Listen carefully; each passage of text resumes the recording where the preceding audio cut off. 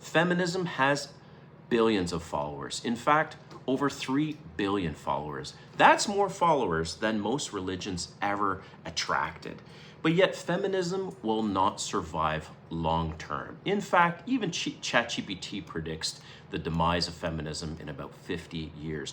Not because of men, not because of politics, but because feminism lacks many of the ingredients that allowed major religions and belief systems to survive for centuries. So keep watching this video and we're going to get into why feminism will not even last the next 50 years.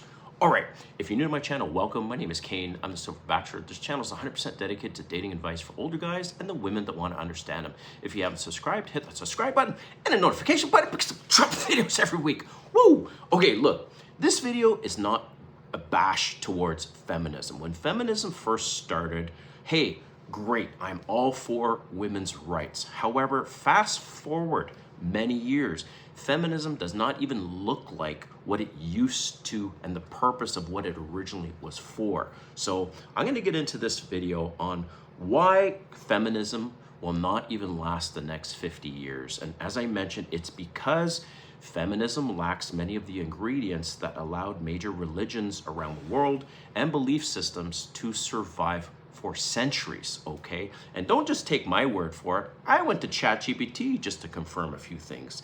And this video, I'm gonna go over why feminism will not even last the next 50 years. So let's get into this. So first of all, that there is no founder that everyone agrees on, all right?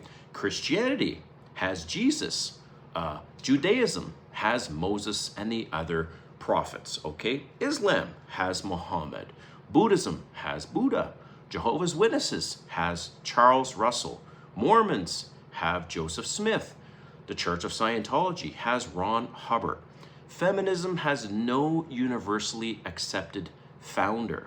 And there's different branches that point to different people at different moments in history. So that is one reason why feminism will not last the next 50 years.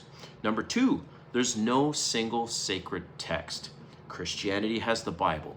Islam has the Quran. Buddhism has numerous chronological texts. Feminism has no universally accepted book, and there's no single document that every feminist agrees on how feminism represents feminism, okay? Number three, there's no central authority. So religions often have churches, scholars, clergy, priests, prophets, etc., and institutions, right? Feminism has no pope, has no council, has no leadership structure recognized by everyone, and anyone can claim to speak for feminism, but there's no groundation, there's no foundation, all right? Number four, and this is probably one of the most important things, is that there's no agreed upon central message, okay? Ask feminists, in fact, ask 100 feminists to define feminism, and you're gonna get a whole bunch of different answers.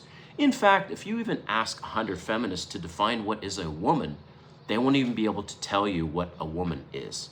You will get dozens of different answers, all right? Feminism are all about equality, cool. But is it about just equality or is it also about equity? What about gender? About getting rid of genders and there's no specific gender. What about that? What about female empowerment? What about the patriarchy versus the matriarchy? The movement itself struggles to present one clear message. An example of a clear definition is, as I mentioned, is if you ask any feminist, what is a woman? There is no clear definition of what is a woman, all right? And religions, on the other hand, have a clear and almost always agreed upon message. Number five, internal civil wars. Some of feminists' harshest critics are in fact other feminists, all right? There's many disputes over gender identity.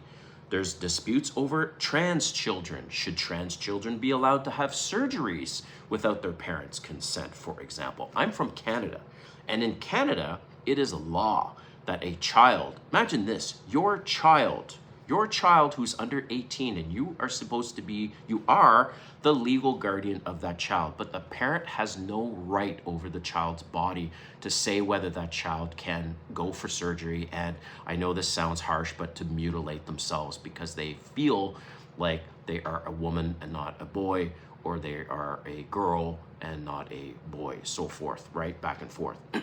Sex works. Feminists can't seem to agree on, is sex work okay? Being an OnlyFans okay? Prostitution okay? They can't seem to agree on whether or not pornography is okay. What about marriage? What about the family structure, right? So there's always these internal conflicts within itself that weakens the long-term unity and potential unity and long-term of feminism. Number 6, success creates a new problem. Many original goals were achieved, okay? Women have the same legal rights. Let's put abortion aside. I'm from Canada again, so in Canada, abortion is legal. So putting abortion aside, women have the exact same rights, in fact, even more rights than men in Canada and the United States. Let me give just a couple examples of how women have more rights than men. Let's talk about the draft. Yes, the draft hasn't actually been put in place or required since the 70s, I believe, but doesn't matter. If all of a sudden the president says, we're going back to the draft, we're having a draft, it's 18 to 24-year-old males that are required to go on the draft, otherwise you go to jail. Women, on the other hand, are not part of that. They do not have to participate in the draft. So therefore, that's a right a woman has that a man does not have, okay? Let's talk about, I mentioned Canada, right? Imagine this, well, actually in the United States as well in terms of her right. A woman who's married, can you imagine this? A woman who's married can abort the child. The father has no say, 0 say. That's a right she has that he doesn't have. A woman can opt in or out of pregnancy. Again, abortion aside, right? A man has no say. So if a man says, hey, look, I would prefer you have an abortion, because let's say abortion's legal where you are, and she says, nope, I'm keeping the child, and by the way, you're gonna pay child support. That is a right she has that a man does not have. Talking about child support, just another one, is imagine this. You date a single mother and those children are under 18. Well, you've been married long enough, she can require you to pay child support for children that are not yours. Again, another example of a right that a woman has that a man doesn't have. I'm talking legal rights. I'm not talking perceived oppression or any of this. So women have the same rights as men, in fact, as my examples, even more. Oh, by the way, one more example in terms of a woman's right. In a state of emergency, right? When this is really bad, I'm talking like ships or anything in general, a fire escape, whatever, guess what? It's women and children first, not men. And that's emergency, basically emergency law. They go, nope, women and children first, not men. So again, another example of women having more rights than men, actually. So feminism, great, cool, all for it. In terms of the fight for women to have the same rights as men, that has been achieved. Okay, there is no law that says because you're a man, you get this and a woman does not. Again, I'm not talking about abortion and stuff. That's different. But everything else, basically, women actually have more rights than men, all right? So moving along, feminism, right? Can't seem to have any shared rituals. This is number 7. Religions survive a lot through rituals. There's weekly services, there's holidays, there's ceremonies, there's family traditions, and feminism, yes, has activism and events, but it lacks a universally practiced ritual that connects all generations and all women around the world globally. Number 8, there's no family transmission system. So what do I mean by that? Well, most religious believers are introduced through family. Children are often inherited through religion, right? Or they experience the religion through the family. Feminism must be rediscovered and adopted by each generation. It is not automatically passed down. Number 9, cultural resistance, okay? What appeals to people in Canada or United States may not necessarily appeal to people in other countries. Global expansion becomes more difficult when those values differ. And number 10, competing belief systems. This is a big one, all right? Feminists, right? Are they also to be religious? Can you be a feminist and also a Christian? Can you be a feminist and also a Muslim, etc., etc.? Feminists can't seem to agree on that. Some feminists are like, to heck with religion. No, Let's not be religious at all because it's part of the patriarchy or whatever it is. Again, back to my point about there's no central core agreement and message about feminism. What about national identity, political ideology, right? You can have a feminist Republican. They exist. Or, right, there's feminist Republicans, there's feminist Democrats, etc. What about tribal identity, family values, individualism? How does that work? Feminist itself competes against many powerful systems for people's attention and loyalty. Number 11, there's no clear origin story. This is a massive one. Major religions often have powerful founding narratives. For example, there's a prophet, there's a revelation, there's a defining moment. Feminism developed gradually over centuries, okay? And there's no single origin story that unifies all followers. Number 12, people support the goals but reject the label. So many people support equal rights for women, okay, even including myself, all right? And maybe that's a surprise to some of you female viewers if you've seen my other content, but I am all for equal rights of women. And in fact, I'll put myself out there, I'm all for abortion. And you know why I'm ultimately for abortion? Because I think, well, if this is what women really want, give them what they want, but they'll also need to accept the consequences of that. And they need to pay for that.